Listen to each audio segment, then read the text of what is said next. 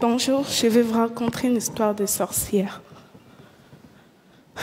Pas la sorcière que vous connaissez avec son nez crochu, son balai et ses verrues, mais une sorcière du Congo.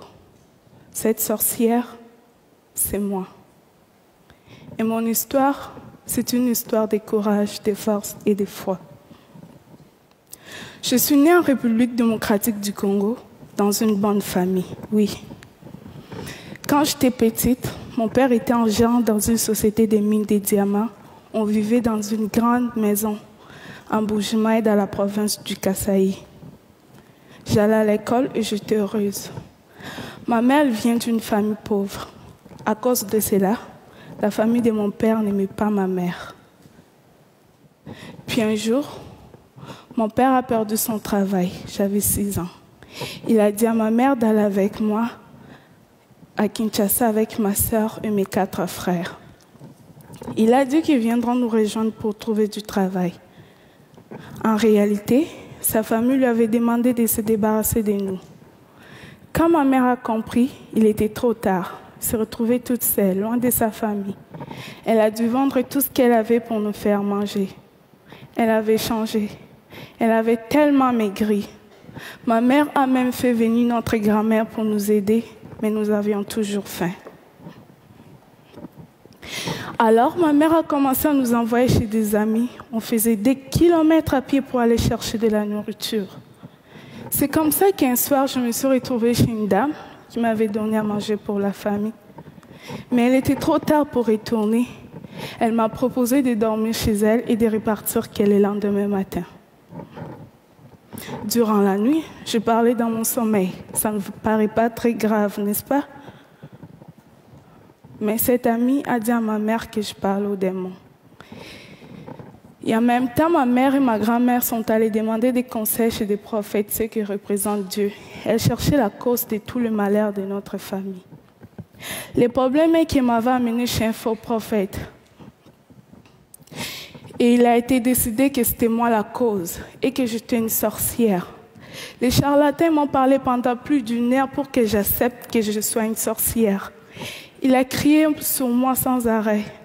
Ils m'ont fait boire 5 litres d'eau avec des herbes dégueulasses. Ils m'ont dit de vomir les viandes des gens que j'aurais mangées dans le monde des ténèbres.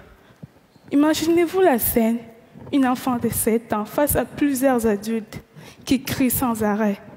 On me tapait même dans le dos pour faire sortir cette viande. À un moment donné, j'avais peur et j'étais tellement fatiguée. Et j'ai fini par dire oui, je suis une sorcière. Je croyais qu'en disant oui, que le mal allait s'arrêter. Mais j'étais devenue une sorcière, malgré moi. Une fois qu'on m'est nommée sorcière, c'était impossible de retourner en arrière. Ma mère a accepté la situation. Mais ça ne veut pas dire que ma mère ne m'aimait pas. Et en même temps, comme la situation ne changeait pas dans la maison, sans argent, sans nourriture, ma mère a décidé de partir avec sa sœur en Angola pour aller trouver du travail. Leur plan n'a pas marché. Et ma mère se retrouvait toute seule, coincée en Angola, sans argent, sans nourriture. Et finalement, elle n'est pas revenue. Contre sa volonté, elle a été forcée de nous abandonner, elle aussi. On a perdu toutes les communications avec elle. Et on est resté avec grand-mère. Pendant 2 ans, j'ai été traitée comme une sorcière. Les accusations, les cris, les jeûnes forcés, les piments dans les yeux. Elle disait que c'était moi la cause. Si ma mère n'appelait plus, elle pensait qu'elle était morte et que je l'avais sacrifiée. Elle a dit à tout le monde de ne pas m'aider, de ne pas me parler, de ne pas jouer avec moi. Dans mon quartier, on ne me laissait pas m'approcher des autres enfants. J'étais toute seule. J'étais pauvre. J'avais faim.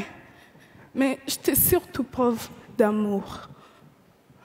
Et finalement, ma grand-mère, elle m'a chassée de la maison. Je suis devenue une chélier, une enfant de la rue. Dans la rue, on est comme des papillons. Là où le sommeil nous trouve, c'est là où on dort. Dans la rue, On devient des soldats pour survivre. On oublie la lecture et l'écriture pour apprendre à se battre.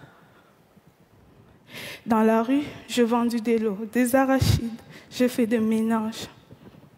Mais à chaque fois que je voyais les autres enfants aller à l'école, je me rappelais des jours où j'étais heureuse.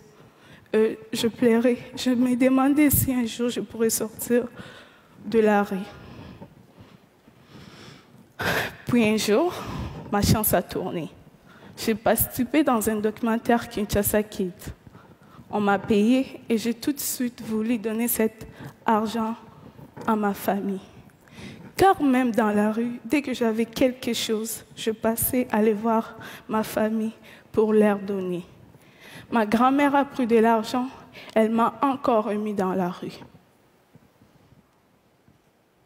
Plus tard, j'ai entendu parler d'un film canadien qui s'est tourné à Kinshasa. La même personne qui s'occupait du casting, alors me connaissait, j'ai été invitée au casting. Je me suis retrouvée face au regard des enfants riches qui étaient là en édition. Même si j'avais envie de me sauver à cause de leur regard, je suis restée et j'ai tout donné pour avoir le rôle. Pour moi, c'était une façon de changer ma situation. J'ai eu le rôle principal dans le film. C'était bien cool. La production, ils m'ont mis dans une grande maison, je pourrais manger tous les jours et avoir tout ce que je voulais. Mais malgré tout ce qui se passait, j'étais triste. J'en ai parlé à Kim, le réalisateur. Ma vie était belle, mais mes frères et sœurs, ils étaient toujours dans la misère. Je ne me sentais pas bien quand je mangeais en sachant qu'ils avaient faim. Alors, l'équipe et Kim ont donné de l'argent à ma famille. Et quand l'équipe sont entrés chez eux, ils ne m'ont pas laissé comme ça. Ils ont trouvé une maison d'accueil et ils ont fait en sorte pour que je puisse retourner à l'école. Moi qui en rêvais depuis si longtemps. C'est là où cette histoire des sorcières devient un conte de fées. Le film a eu beaucoup de succès. Je suis passée des rues de Kinshasa au tapis rouge de festival. J'ai reçu même l'Ours d'argent en 2012 à Berlin. Le film a été même nominé aux Oscars.